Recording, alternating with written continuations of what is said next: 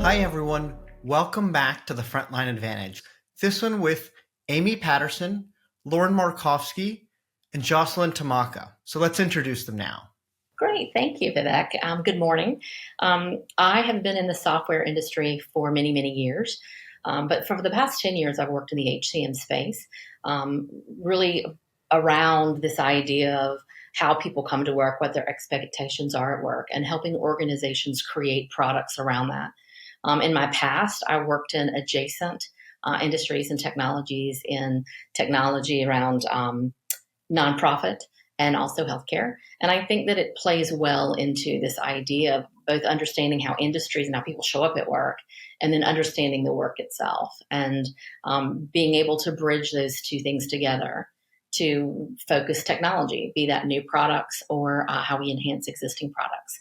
So I've had the opportunity to help companies move into the software as a service space, move into platform as a service space, as well as obviously going to many different markets. But regardless of what that go-to-market strategy has been, I think that the thing that's most front and center is organizations have to be able to solve emerging problems, as well as those tough nut to crack problems. And so that's where my head's been for the past number of years in studying, what people's expectations are around work and what they really need of technology to thrive. I'm Lauren Markofsky, and I am a mixed methods researcher. My apologies for my voice. I'm still getting over a bit of a cold. But yeah, I do primary and secondary research, as well as a mix of qualitative and quantitative research. And I have a background in anthropology and ethnography, and organizational culture. So I've been bringing anthropological and ethnographic methods and applications into the business world for about 15 years. As a research consultant in a variety of different industries, environment, education, consumer goods, healthcare, and then most recently working for Ultimate Software and UKG as their Director of Concept Insight Research. So yeah, a lot of what I do is try to understand the lived experiences of people at work, kind of in a way adjacent to what Amy does, but from a slightly different angle or discipline. So trying to understand whether it's visiting a manufacturing plant or whether it's doing in-depth interviews with people in the healthcare system, what is that experience of people at work? And what is the difference between what people say they want and what people kind of intrinsically want, and sort of observing that difference. And for the last couple of years, I've been focusing primarily on understanding the frontline space, the frontline industries, both from an organizational perspective and also from an employee perspective or worker perspective, and trying to understand what's at the nexus between those two incentives and how can we help provide solutions that are beneficial for both employees and the businesses that they work at. Hello, everyone. I'm Dr. Jocelyn Tomaka. Hi, Vivek. Thanks for having me on the podcast. I have a background in industrial organizational psychology, so the psychology of people in organizations at work, and forensics as well.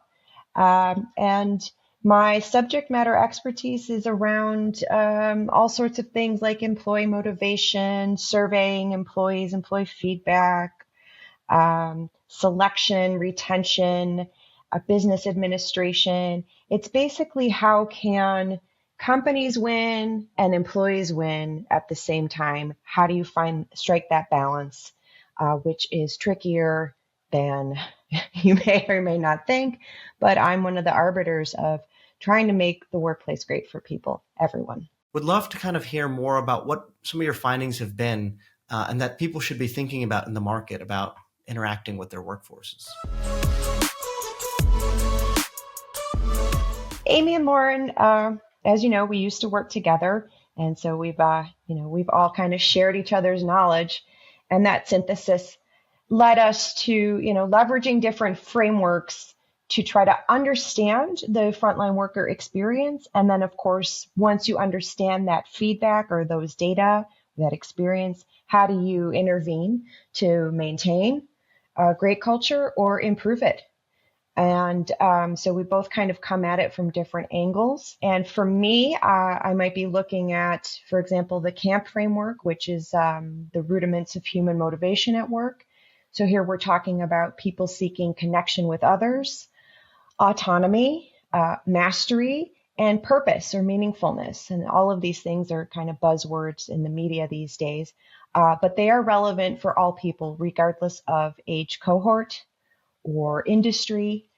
People are intrinsically, fundamentally motivated to enter the workforce because of these four pillars. One of the things that is most important to understand coming out of this framework, I think, is that autonomy or control is really at the heart of everything that we do. Well, I've been studying virtual work for a couple of decades.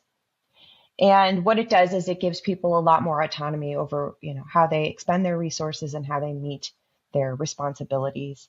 But as it is now, it kind of looks like this tug of war between leadership saying, we want control back vis-a-vis physically having you in our perspective. And of course, you have employees who've experienced the hybrid work environment now, and they're like, wait a second, this is great, because now I have control over when I drop my kids off to school, when I get my teeth cleaned. If I can work till midnight to get this deadline done, that's great, because I love to work at night. There's just all sorts of benefits, health benefits, and productivity benefits. But when we're talking about maybe people who don't have the ability to work in a hybrid environment, there'll be something else that leadership and employees will kind of tug a war. It's always about control at the heart of it, because control is central to our lived experience as people. We've been talking a lot about the idea of taboo breaking at work. And something that's really interesting about frontline workers is looking at the types of taboos that they may be breaking in the workforce. And one particularly interesting nugget from recent research is around sort of breaking norms, or even you could say rules or taboos around using devices at work. There's I believe it's a McKinsey study that says, it's almost 80% of frontline workers who are dependent upon technology and good technology to get their work done. We had this great story from a nurse in one of our studies who said after consultations with doctors and patients, she likes to look up some of the terminology that the doctors use right on her phone, but she's not allowed to use her phone on the floor of the hospital. So she has to sneak that experience, right? She has to go into a coat room where her cubbies and her coats are, to quickly look up what the doctor has said on her phone. So I think it's tempting to try to, and from an organizational perspective, to want to tighten the reins on some of those taboos or some of those ways in which frontline workers are using technology to kind of say, let's swing the pendulum back in the other direction. But I think there's something really productive about listening to and watching frontline workers and the ways in which these taboos are being broken, and understanding, how are they trying to claim autonomy and power in the way that they work, and how can we meet them halfway? Definitely. Thank you, Lauren. We find patterns in behaviors of people over time at work. So each of us are individuals. And while we all are individuals and we don't track the way our generations track, if we think of it more at a meta level, we just have common experiences and common cultures and beliefs around things. So what we find is that organizational leaders at first will say, well, you can't do that. I wasn't able to do that. We have never done it this way before, so you can't do that. We found another example, and that was really around, what does it mean to have a skill?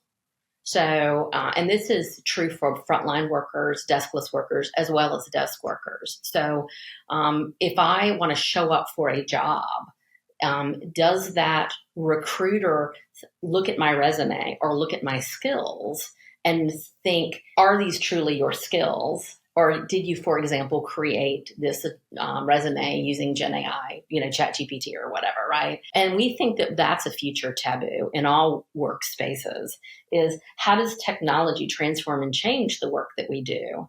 And how will an organization's culture and leadership team evolve into that space? And so it's really adapting not just processes and tools, but cultures to understand, get that feedback, and adapt that feedback. And so I think that it's very important to understand and keep that two-way feedback going. But also, once you've gotten the feedback, don't think as a leadership team that you have to come up with all the answers. In fact, you're probably ill-suited to come up with most of the answers.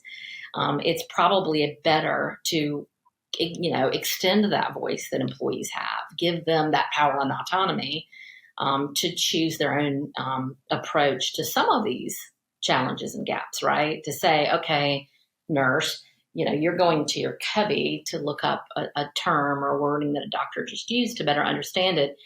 Is there a better way that we can offer you that capability so that you can provide a more robust service to your patients? It's not necessarily about fixing everything. It's definitely about more than just checking the box of feedback. It's about doing something, right, with that feedback. Study after study says it's demoralizing to collect feedback, but then not do anything. However, that doesn't mean you need to fix every problem. It means figuring out what's advantageous for you as a business from a cost perspective that also aligns with your particular subset of employees and what's most valuable to them. And then the second thing is, and those quick wins, but the second thing that you said, Amy, is that outsourcing back to your employees, right? Because we heard so many stories from our participants who said, if people just ask me, I have so many solutions for these problems, right? Like we had a coffee house manager who said, if our marketing department wants to know how to best create a loyalty campaign, ask me and ask my baristas, because we're the ones who interact with the customers every day. We know what works. So if you ask me, right, not only does a person feel heard, but also there's these really amazing solutions that they can offer back to a company.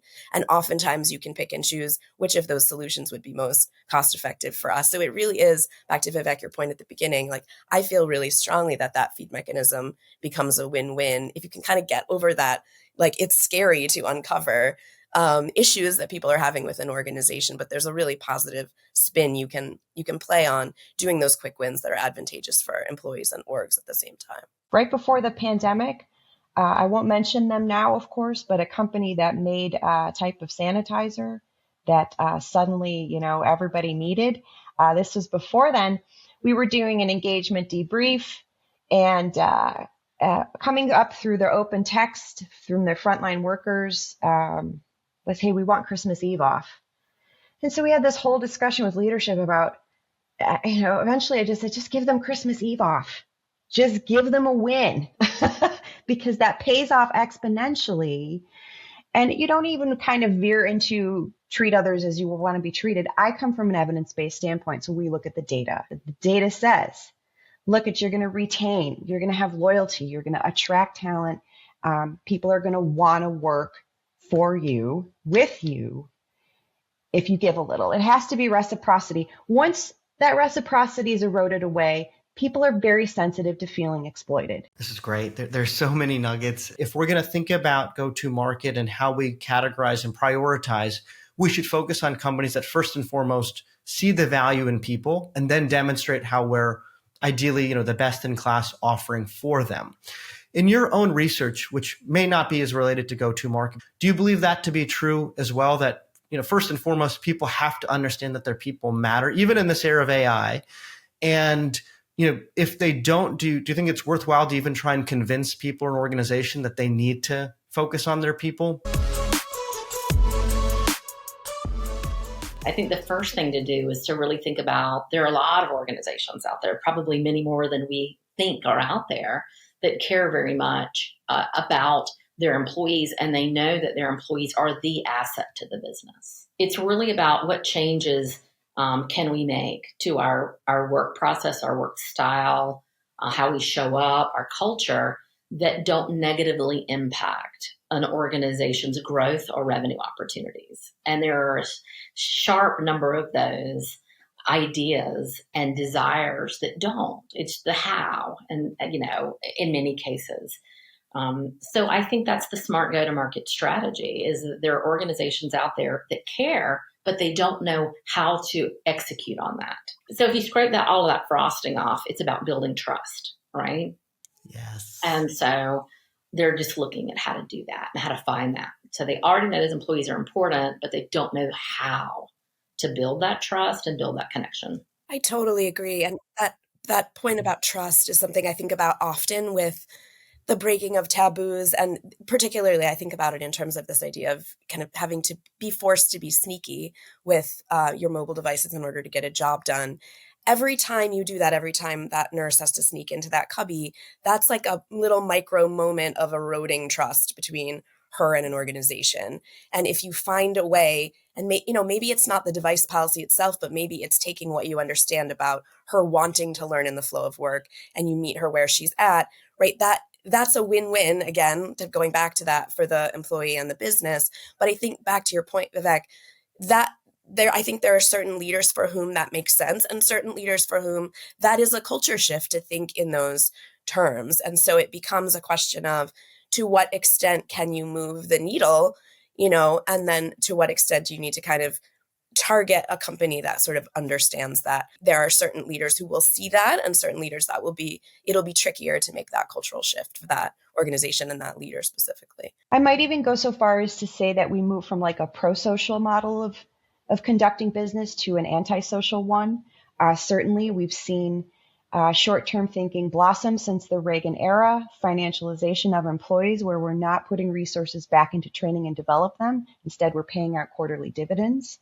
It makes a huge difference. This is why the Japanese car manufacturers, for example, pulled out ahead of us in the 80s. They just kept that long-term holistic focus. And we did in the United States something different.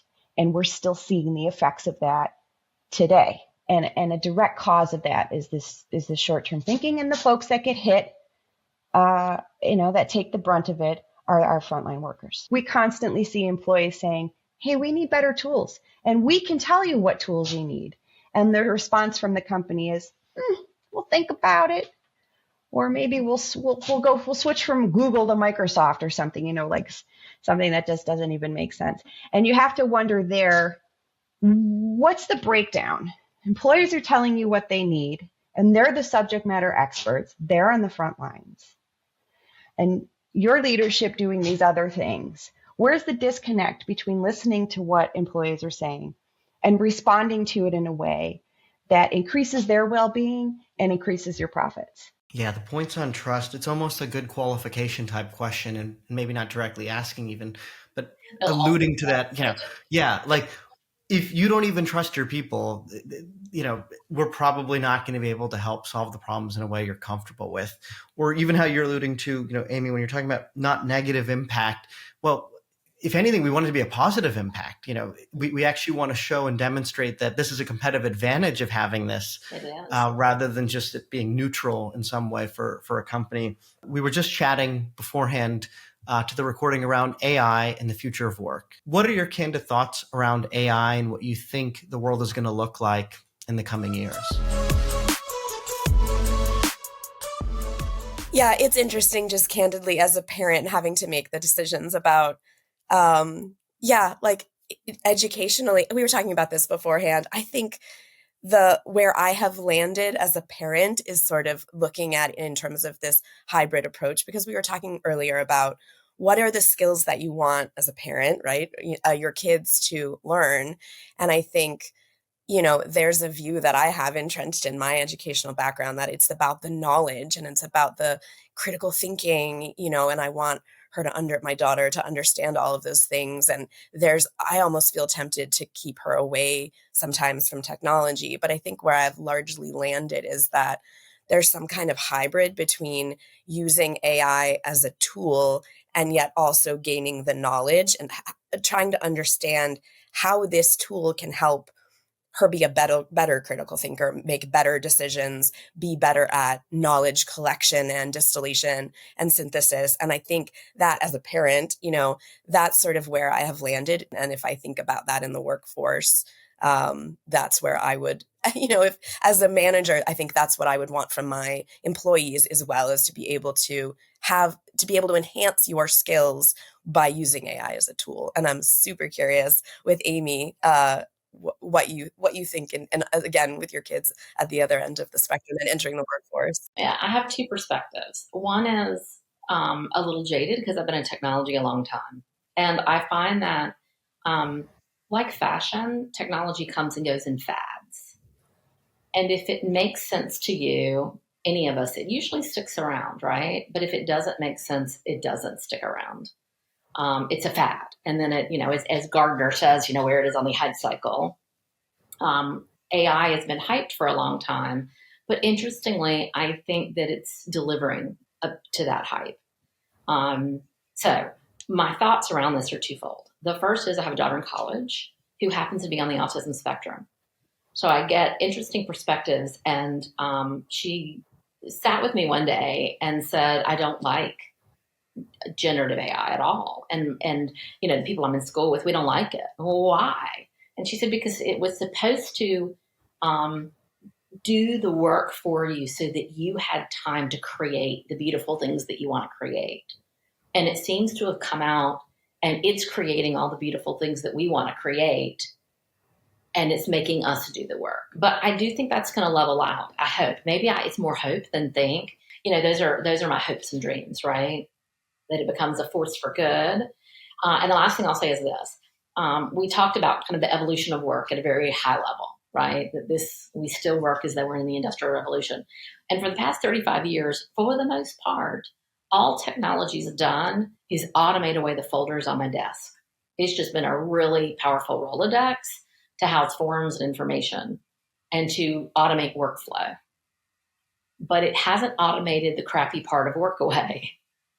And so I am interested to see if generative AI does that, to truly make work better. Robotics, to me, has more opportunity and value in manufacturing today, and generative AI, I think, in the future. To bring it back to this notion of autonomy, there's this combination between seeing and understanding the ways in which the use cases could impact you, and also seeing the ways in which it could make you more autonomous versus the fear side of things. And we saw a lot of it certainly in healthcare, but other industries as well, where it's taking away the part of the job that you value. Say in healthcare, it's that kind of patient care that you provide. And if AI is doing not only diagnosing, but also taking over patient care, then right, what is there left for me to do in terms of that purpose and that meaning and that creativity and that autonomy that I have at work? I think we hit on some important things. And I think we definitely shared some love for our frontline workers. And we're optimistic that we'll see we'll see more support coming their way because, frankly, it's been a tough couple of years. And I think we need to start listening more to them. So I think you noted we talked about a lot of topics. There are a couple of just core things I think that are takeaways. And the first is that obviously the employees that do the work desire that autonomy and desire the opportunity to provide feedback. And if the expectation is that someone in a dark room makes all the decisions based on the feedback, that's not really what we're advocating. We're advocating as part of that autonomy to give employees the opportunity. With Vivek, you gave great examples of that. It's about taking a problem or an opportunity, putting it in front of people, and then being very transparent about it. And I think that those are the things that organizations can do to compete. And while there are certainly other things, with salaries and minimum wages and benefits and all the other things people fight for, they are very important. But at the end of the day, those are typically things that we think about when we start a job, not when we stay in the job. And so I think that Teamforce AI and the opportunity for people to connect with one another around the things that make a work environment better are the things that keep people. There's one, I think Amy kind of hit it out of the park in terms of a synthesis of the key themes from the discussion. There's one other thing that I think, another theme that I think we've been talking around that I just want to highlight as well, which is the things that you can find out from your employees through something like Teamforce AI and the data that you collect. Sometimes it is these really small wins or these small things that you can do that have these really large reverberations. We did a study around just the importance of flexibility at work and, how important it is not just to provide the flexible hours, but to make it easier for these small things, like for someone to swap a shift. if you either through technology or through your processes make it easier for someone to swap a shift, no matter how many people you may know in your store or in your hospital, but if you make it easier for someone to swap that Wednesday shift for that Friday shift, that has huge impacts on someone's life. Because if you're a new mom, or a new parent who needs to get home to your kid, or, drop your kid off or pick your kid up at school, or if so many of us are in the sandwich generation where we're taking care of young kids and elders. And if you can swap that shift so you can get to that last minute doctor's appointment that your dad has, those things in terms of the way that you view your autonomy, your life, the way that your work is, providing you with that sense of power, autonomy, control, flexibility, trust, those tiny things that you can do that might not cost an organization a ton of money can have a huge impact on someone's life. And then that multiplies throughout your workforce. So I think understanding what those quick wins are and executing on them, that has really powerful implications for employees and for the organizations they work at. Well, fantastic. Thank you. Thanks so much.